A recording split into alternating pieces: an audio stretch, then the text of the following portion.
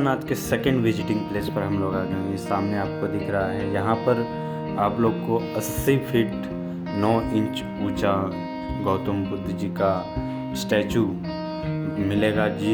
ये आमतौर पर ज़्यादातर थाई टेम्पल के नाम से जानते हैं इस पे।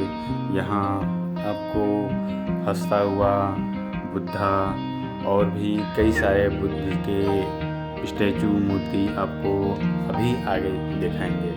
यहाँ साइलेंट फीचर के बारे में कुछ लिखा हुआ है, यहाँ जो क्या क्या उपस्थित है उसके बारे में कुछ यहाँ।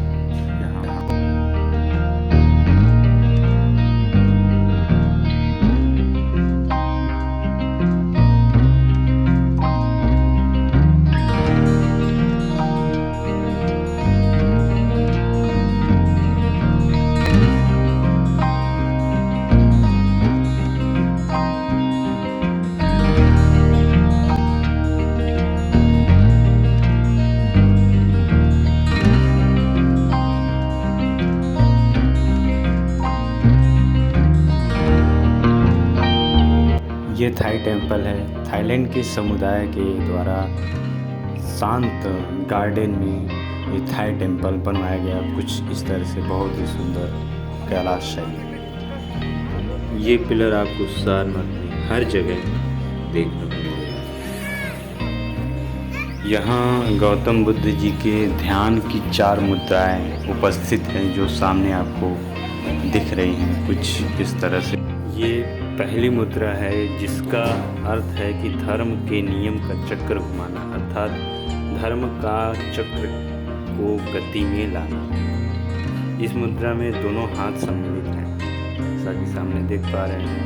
तो दोस्तों यह भाव भगवान बुद्ध के द्वारा तब प्रदर्शित किया जाता था जब उन्होंने सारनाथ के हिरण उद्यान में, हिरण पार्क में अपने ज्ञान के बाद अपने एक साथी को पहला उपदेश दिया था। तब कुछ ये सारी मुद्राएं उनके द्वारा प्रदर्शित, उनके द्वारा उत्पन्न हुई और ये सुप्रसिद्ध हुई। अभी तक ये मुद्राएं लेकर के इनके शिष्य इसी मुद्रा में कुछ ध्यान वगैरह किया करते हैं।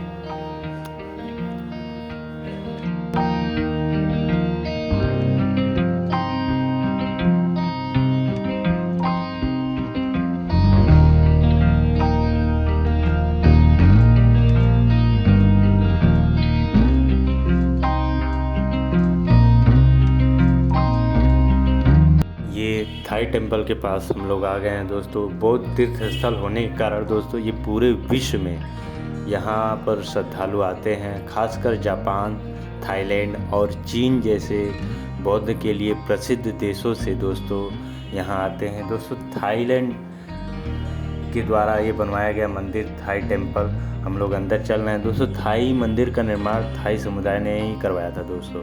इसकी खासियत यह है कि दोस्तों ये थाई शिल्पकला के द्वारा बनवाया गया। यह मंदिर अपने आप में काफ़ी रंगीन और थाई बौद्ध महंतों के द्वारा चलाया जाता है। इसे खूबसूरत गार्डन में बनवाया गया जो कि शांत और एकांत जगह है। यहाँ की जो आप सामने देख रहे हैं शिल्पकलाएँ, यहाँ बौद्ध की मूर्तियाँ, थाई जैसी शिल्पकलाएँ के द्वारा ये बनवाया गया। ये बहुत ही सुंदर और सोने की चमक में गोल्डन रंग की ये मूर्तियाँ बहुत ही सुंदर चमकती हुई। ये थाईलैंड के प्रिंस हैं जो इन्होंने इनके डोनेशन ज़्यादा से ज़्यादा donate. Tell about this murtis, this statue. Afghanistan, which was destroyed by the Taliban. Oh. So the king of Thailand put this statue here in memory of that statue. तो उसमें क्या हुआ, तो इसमें वो स्टैचू एक साथ था, एक स्टोन का, बट ये जुड़ा हुआ स्टोन का है। अच्छा। और इसका सिंगल स्टोन का स्टैचू जो है वो इसका नीचे है। इसके नीचे? ये एक हॉल पर है नीचे।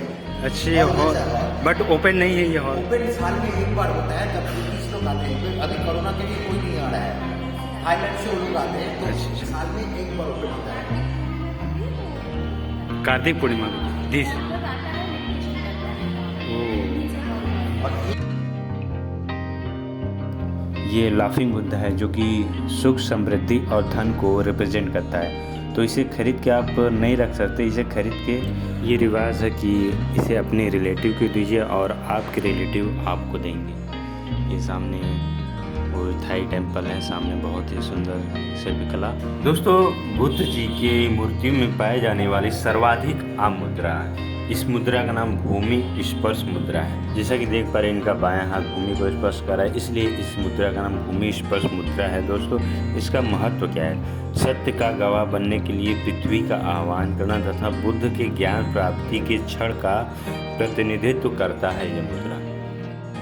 एक और मूर्ति जो इस पूरे परिसर की पूरे बीचों बीच है और बहुत ही सुंदर अशोक चक्र के साथ ये मूर्ति बनी हुई है और इसके चारों ओर दोस्तों गार्डन टाइप फूल लगे हुए हैं, बहुत ही सुंदर अलौकिक दिखता हुआ। और फिर हम चलेंगे सामने 80 फीट ऊंचे मूर्ति की ओर। ये इधर ये सामने कुछ तालाब है। तालाब को आपको उस तालाब के बारे में क्या क्या है, और तालाब में कमल के फूल जो कि आप देख पा रहे हैं, बहुत ही सुंदर कमल के फूल लगे हुए हैं। क्योंकि कमल का फूल दोस्तों भेंट के रूप में बुद्ध जी को चढ़ाया जाता है। ये सारे सरोवर अलग अलग बटे हुए, ये बुद्ध जी के सरोवर, गौतम बुद्ध जी का सरोवर, और ये आपको सांप के ऊपर बैठे हुए गौतम बुद्ध जी की एक अलग नई मूर्ति दिख रही होगी। दोस्तों, जब बुद्ध जी पानी में साधना कर रहे तो ये सांप उनको सहारा के लिए, उनको बैठने की सहारा के लिए थोड़ा कुछ सहारा बन के उनके पास चला गया था, तो उनके साथ की ये मूर्ति है। और दोस्तों, ये जो कमल देख रहे हैं, इस कमल का नाम नील कमल है। दोस्तों, ये कुछ समृद्धि को भी प्रतीक है, इस वजह से बुद्ध जी को ये शायद बहुत ही पसंद है ये नील कमल। और ये महामाया सरोवर अलग है और बुद्ध सरोवर अलग है, ये कुछ अलग अलग बटे हुए हैं ये सारे सरोवर। और ये महामाया की मूर्ति, बुद्ध जी की माता महामाया, और उनके हाथ में ये नीलकमल का पुष्प, बहुत ही सुंदर मूर्ति महामाया की। बुद्ध जी की 80 फीट मूर्ति के ठीक सामने महामाया जी की ये मूर्ति जल में है। और ये सामने आपको दिखता हुआ 80 फीट 9 इंच ऊंचा, इस सारनाथ पूरे परिसर में सबसे ऊंचा ये कमल के पुष्प के ऊपर खड़े हुए